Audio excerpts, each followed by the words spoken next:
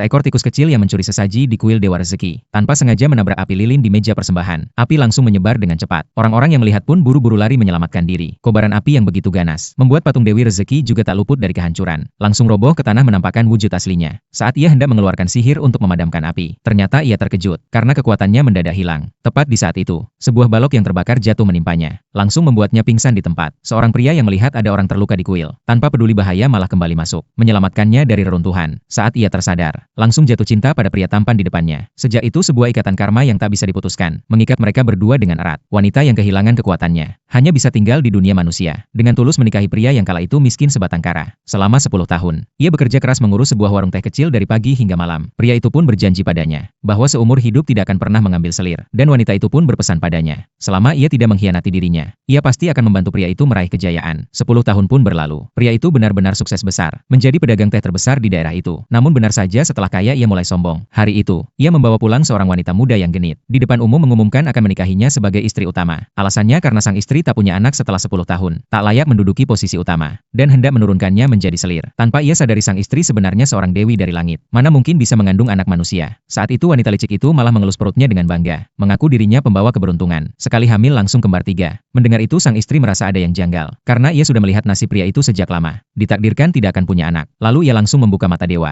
Barulah ia sadar wanita licik itu sebenarnya seekor tikus berbulu emas, yang memang memakan keberuntungan orang lain. Dan dulu pernah mencuri dupa di kuilnya hingga berubah jadi siluman. Namun ia tidak memberitahu kebenaran pada pria itu. Hanya menanyakan apakah ia masih ingat sumpah yang pernah diucapkan di kuil Dewa Rezeki dulu. Namun pria itu sudah melupakan segalanya. Bahkan mengatakan semua yang dimilikinya sekarang adalah hasil kerja kerasnya sendiri. Tak ada hubungannya dengan dirinya. Mendengar itu sang istri tak membantah. Hanya mengatakan, karena ia telah mengingkari sumpah, maka ia harus menanggung akibatnya. Mulai sekarang, keberuntungan dan kekayaannya akan hilang sedikit demi sedikit. Pria itu pun marah besar, mengira istrinya sedang mengutuk dirinya. Langsung ingin menghukumnya. Namun begitu ia mengangkat tangannya, langit tiba-tiba menggelegar dengan petir. Tak lama turun sebuah titah kerajaan. Eunuch menyampaikan bahwa teh dari keluarga pria itu sangat disukai kaisar. Ia diangkat menjadi pedagang teh istana, dan diberi papan emas bertuliskan teh nomor 1 di dunia. Pria itu langsung senang bukan main. Menganggap wanita licik itu benar-benar pembawa keberuntungan. Sama sekali lupa bahwa teh itu adalah hasil jeripaya istrinya selama 10 tahun. Saat itu wanita licik memanfaatkan kesempatan, mengaku menyukai perhiasan emas dan perak di tubuh istri. Pria itu tanpa ragu, menyuruh orang merampas perhiasan dan pakaiannya untuk diberikan pada selirnya. Mereka sama sekali tak tahu bahwa perbuatan itu sudah melanggar aturan besar. Tak lama kemudian, para pelayan yang baru saja menghina istrinya, tangannya satu persatu dipenuhi ruam merah. Gatal tak tertahankan. Pria itu ketakutan mengira istrinya memakai sihir. Namun sang istri dengan tenang menjawab, itu hanyalah hukuman yang memang seharusnya mereka terima. Wanita licik itu pun hanya menggerakkan sedikit sihir, langsung menyembuhkan ruam di tangan mereka. Orang-orang pun segera berlutut menyembahnya sebagai dewi. Tanpa mereka sadari, wanita licik itu telah menyedot habis keberuntungan mereka. Benar saja beberapa saat kemudian, sang istri melihat mereka semua sudah dikejar sial.